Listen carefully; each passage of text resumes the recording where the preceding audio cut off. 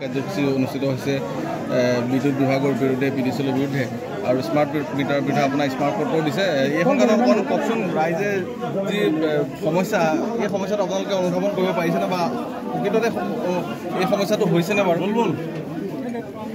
আজি মই ক'ব বিচাৰোঁ যে মানে তেওঁলোকে যিখিনি সমস্যাৰ সন্মুখীন হৈছে হয়তো তাৰ ভিতৰত আমি এনেকৈ জেনেৰেলাইজ কৰি বা সাধাৰণভাৱে ক'ব নোৱাৰোঁ যে সকলোৰে একেই সমস্যা আছে।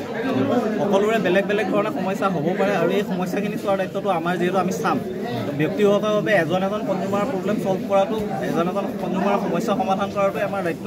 তো আমি নিশ্চয় কৰিম সেইখিনি, আৰু সাধাৰণভাৱে আমি ক'ব নোৱাৰোঁ যে এইটো কাৰণে এইটো হৈছে বা তেনেকুৱা কথা, টেকনিকেলি তেনেকুৱা কোনো ধৰণৰ কাৰণ।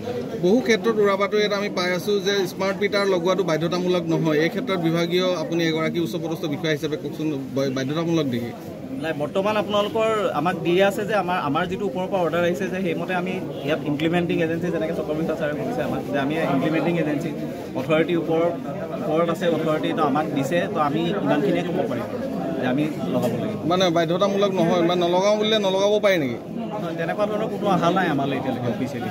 এতিয়া কিন্তু বহু মানুহ, প্ৰায় এতিয়া 30% মানুহে আপোনাৰ স্মাৰ্ট মিটাৰ লগোৱা হৈছে, বাকীখিনি কিন্তু তেনেকেই আছে। নাই, আপোনাৰ সংখ্যাটো মোৰ চাব ডিভিজনতে এৰাউণ্ড 70% অলৰেডি হৈ গৈছে ন, মানে আপোনালোকৰ পৰ্যায়ক্ৰমে অলমষ্ট কমপ্লিট হৈ আছে। এতিয়া এই যিখিনি সমস্যাৰ কথা কৈছে, নতুন তাঁৰ লগা, তাঁৰ সৰি পৰে, এনেকুৱা ধৰণৰ বহু সমস্যা কিন্তু আমাৰ ইয়াত হৈ আছে। এই সমস্যাবিলাক কেতিয়ালৈ সমাধান হ'ব? ভল্টেজটো বাৰু নকওঁ, হয় নাই, গতানুগতিক যিখিনি সমস্যা আছে আমি নিশ্চয় চেষ্টা কৰি আছোঁ। আমাৰ ভিতৰত বহুত জেগাত প্ৰব্লেম আছে।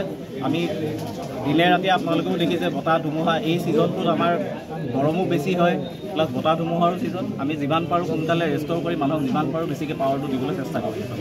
ঠিক আছে বাৰু, কাৰোবাৰ প্ৰশ্ন আছে যদি কোৱা।